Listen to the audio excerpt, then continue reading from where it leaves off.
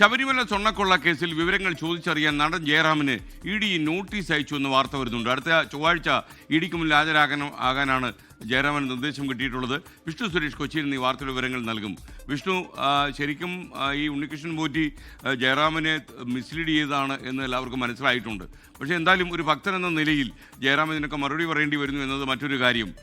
എന്താണ് ലേറ്റസ്റ്റ് ആയി ഇ.ഡിയുടെ നിർദ്ദേശം? എസ്കെൻ, അടുത്ത ചൊവ്വാഴ്ച എൻഫോഴ്സ്മെന്റ് ഡയറക്ടറേറ്റ് ഓഫീസിന് മുൻപിൽ ഹാജരാകാനാണ് ജയറാമിന് നൽകിയിട്ടുള്ള സമൻസിൽ വ്യക്തമാക്കിയിട്ടുള്ളത്. അതായത് ഈ ശബരിമല സ്വർണ്ണക്കൊള്ളയുമായി ബന്ധപ്പെട്ട് ഇ.ഡി അന്വേഷിക്കുന്നത് കേവലം കൊള്ള മാത്രമല്ല, മറിച്ച് അതിനപ്പുറത്തേക്ക് കള്ളപ്പണ ഇടപാടാണ്. PMLA ആക്ട് പ്രകാരമാണ് ഇ.ഡി കേസെടുത്തിരിക്കുന്നത്.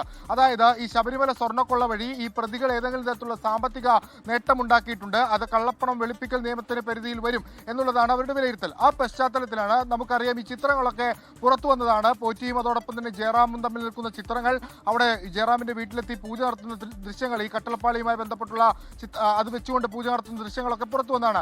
അതുവഴി ഏതെങ്കിലും സാമ്പത്തിക നേട്ടം ഈ പറയുന്ന പോറ്റിക്ക് ഉണ്ടായിട്ടുണ്ടോ തുടങ്ങിയ കാര്യങ്ങൾ ചോദിച്ചറിയുന്നതിന് വേണ്ടിയിട്ടാണ് ജയറാമിന്റെ പക്കൽ നിന്ന് വിവരങ്ങൾ ശേഖരിക്കാൻ വേണ്ടി ഇപ്പോൾ ഇ.ഡി നോട്ടീസ് അയച്ചിരിക്കുന്നത്. ചൊവ്വാഴ്ചയോടുകൂടി എത്താനാണ് പറഞ്ഞിട്ടുള്ളത്. ഏറ്റവും പ്രധാനപ്പെട്ട കാര്യം, കൂടുതൽ പേർക്ക് ഇ.ഡി നോട്ടീസ് അയക്കുന്നു എന്നുള്ളതാണ്. നേരത്തെ രണ്ടുപേരെയാണ് ഈ കേസിൽ പ്രതികളായ രണ്ടുപേരെ ഇ.ഡി ചോദ്യം ചെയ്തിരുന്നു, മുരാരി ബാബുവിനെയും ശ്രീകുമാറിനെയും.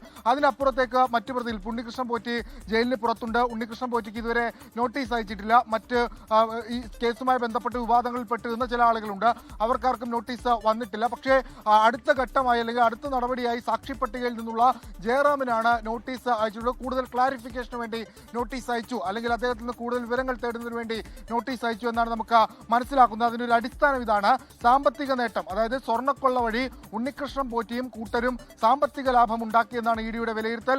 അത്തരത്തിൽ സാമ്പത്തിക നേട്ടവുമായി ബന്ധപ്പെട്ടുള്ള കാര്യങ്ങൾ, ഏതെങ്കിലും തരത്തിൽ സാമ്പത്തികമായി പണം ഉണ്ണികൃഷ്ണൻ പോറ്റിക്ക് ജയറാം നൽകിയിട്ടുണ്ടോ ഈ പൂജയുമായി ബന്ധപ്പെട്ട് തുടങ്ങിയ കാര്യങ്ങളൊക്കെ ചോദിച്ചറിയുന്നതിന് വേണ്ടിയിട്ടാണ് ജയറാമിന് ഇപ്പോൾ സമൻസ് നൽകിയിട്ടുള്ളതെന്നാണ് നമുക്ക് ലഭ്യമാകുന്ന വിവരം. അടുത്ത ചൊവ്വാഴ്ച എൻഫോഴ്സ്മെന്റ് ഡയറക്ടറേറ്റ് ഓഫീസിന് മുൻപാകെ ജയറാം എത്തണം. അതല്ല എങ്കിൽ, അങ്ങനെ വരാൻ ബുദ്ധിമുട്ടുണ്ടെങ്കിൽ അതുമായി ബന്ധപ്പെട്ടുള്ള ഒരു മറുപടി അഭിഭാഷകൻ മുഖേനോ അല്ലെങ്കിൽ ഒരു മറുപടി ആയി എൻഫോഴ്സ്മെന്റ് ഡയറക്ടറേറ്റിന് നൽകണം എന്നുള്ളതാണ് നമ്മൾ കരുതുന്നത്. ഇ.ഡി അതിവേഗം മുന്നോട്ട് പോവുകയാണ്.